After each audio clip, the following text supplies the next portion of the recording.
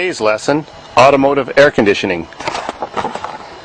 Let's choose this Subaru as a prime example of how stuff works. Man, it's so hot today, it's 31 degrees Celsius. I could use some air conditioning. Well, it all starts with the compressor. That thing right there. Every car compressor has a clutch, you know, that thing. The outside of the clutch that the belt runs on freewheels all the time, even when the air conditioning's not on.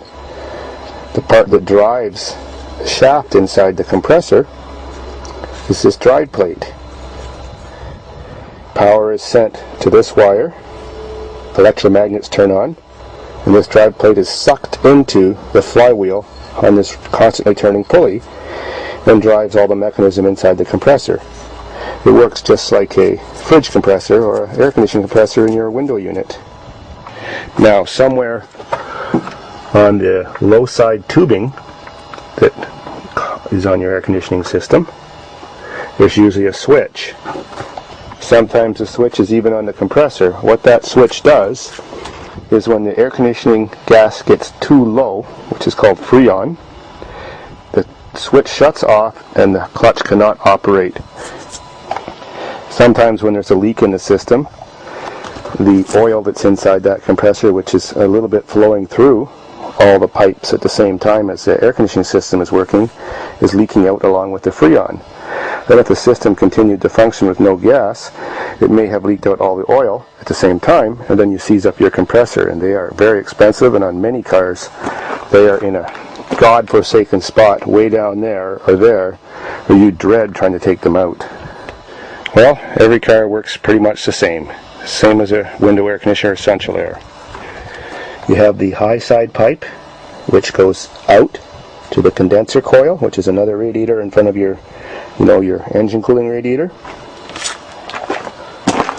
Usually somewhere on the other side, there's a tube coming out, and it goes to the dashboard, where there's another radiator called the evaporator.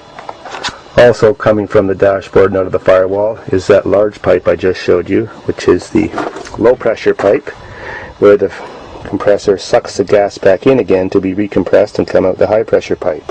On this car, the high pressure pipe runs along this fender. It goes to a aluminum bottle, it's probably about 8 inches long, and that's called the receiver, dryer, or collector bottle. It has a filter in it and some powdered chemicals that absorb any possibility of moisture in the air, like water or something, and also filters the freon, because as compressors wear out, little gray bits and particles of metal end up in the system. Older cars, older than 1992, used to run all R12 freon gas. Well, that burns my ass on hot days when that stuff gets up in the sky and ruins the ozone and we get more rays. So, the hot compressed gas comes out, goes into the condensing coil, which we can't see, but just looks like an aluminum radiator. Exit here as it's cooled to air temperature.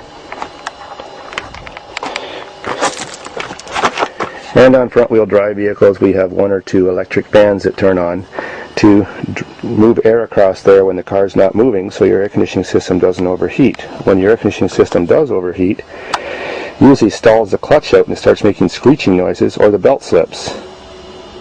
On General Motors cars, this tube that's exiting the front condensing coil has a little filter sock made of stainless steel somewhere inside. Looks like woven mesh. That thing sometimes gets clogged, and you wonder why your system's fully charged and you're not getting air conditioning. Also on General Motors cars and several other cars, inside that tube that's exiting the condenser, going to the firewall, is a one-way valve. Well, kind of like a one-way valve. It's shaped like this, and as the gas passes through that space that I'm showing between my fingers, the pressure pushes the valve open, and the valve is sort of spring-loaded.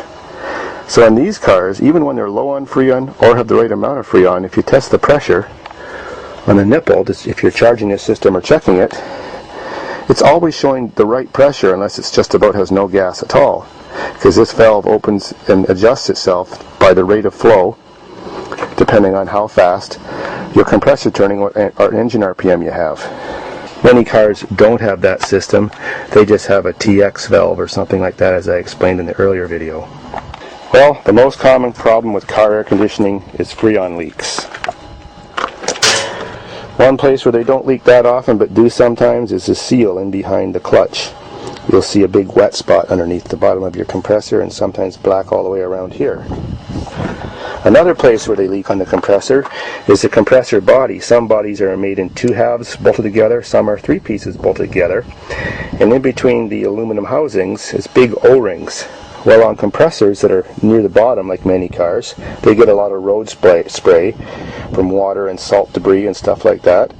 And corrosion gets between these tiny spaces between the compressor housings, eats around the O-rings, and even the compressor housing leaks.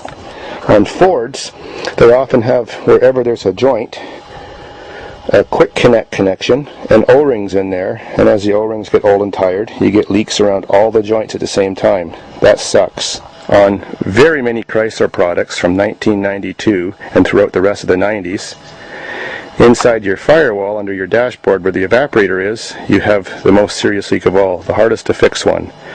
That's your evaporator goes bad. This is a chronic problem with those cars, and especially some GM cars too.